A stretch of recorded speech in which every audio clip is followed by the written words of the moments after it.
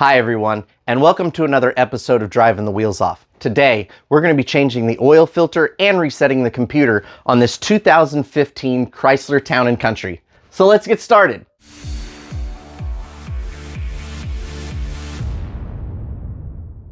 Let's start out with the tools we're going to need for this project. A jack stands, a tire block, an oil pan, a funnel, a ratchet, a 15/16 socket, a 1/2 inch socket, some rags, some gloves, 5W20 oil, and the oil filter. Let's start by putting in our tire block. Next, let's jack up the front of the van.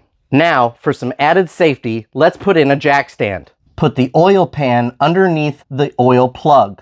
Before removing your oil plug, let's go ahead and remove the oil cap and place it somewhere for safekeeping. Let's go ahead and remove the oil plug. Allow the oil to drain for several minutes until there is no more oil dripping out. While we're waiting for the oil to drain, let's go ahead and replace the filter. As you can see, the oil filter on this vehicle is in a precarious position. What we're going to do is we're going to remove the clips on the air filter to move the hose out of the way so that we can get a better shot at removing the oil filter. To do this, there are 3 clips, one on the left side, one in the front, and one on the right side. In the back, there are 2 plastic pieces that are just holding it in place. So we're going to remove those clips, pull this forward just a little bit, and then push it up.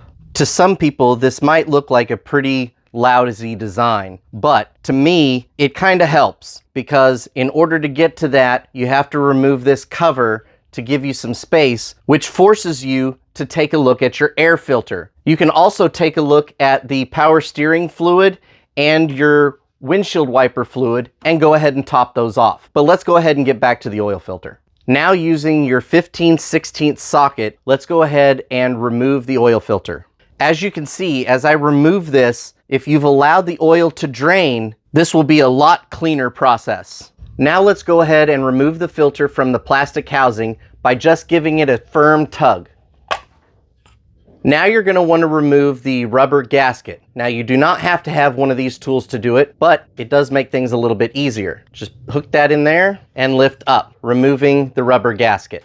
Now let's take a rag and clean off our plastic housing inside and out. Now that we've cleaned off our plastic housing, let's go ahead and install our new rubber gasket. Start by placing it over the lip. Hold on to one side with one of your fingers. Use your hook to pull it around. Slide it down into position and voila, it's in place. Now that we have the rubber gasket in place, let's go ahead and put our filter back in. You're just going to slide this in and push it down until it snaps. Now what I like to do is get a little bit of oil on my finger and we're just going to rub a little bit of that on our rubber gasket all the way around. Perfect. Now let's go ahead and reinstall our new filter. Now let's just go in reverse. We're going to slide this in here like this, and we're going to twist it by hand until it's tight. Now we're going to take our 15/16 socket. Now, once you feel it get tight, do not over tighten this. We're just going to give it another 1/4 of a turn, and that's perfect. Now that we have the oil filter in place, let's go ahead and put the cover back on our air filter.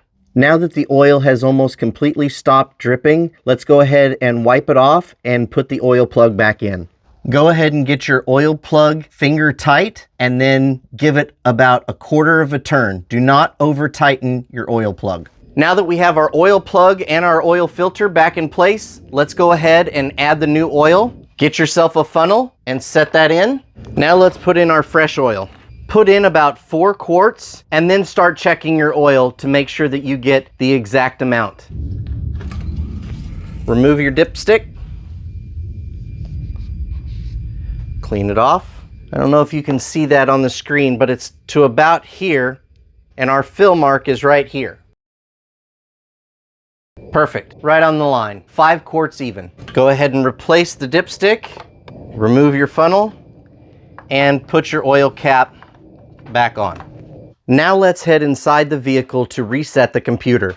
Start by putting the key in and turning it to the on start position. Do not start the vehicle. You will then see the oil change due come up for approximately 10 seconds and ding 1 time. Now fully depress the accelerator 3 times slowly within 10 seconds. Now turn the key to the off position remove the key, then place the key back in the ignition and turn it to run. Now the oil light has gone out. Now let's remove our jack stand and jack. Now remove the tire block. Well, that's just about it. One last tip is to always make sure that you dispose of your used oil properly.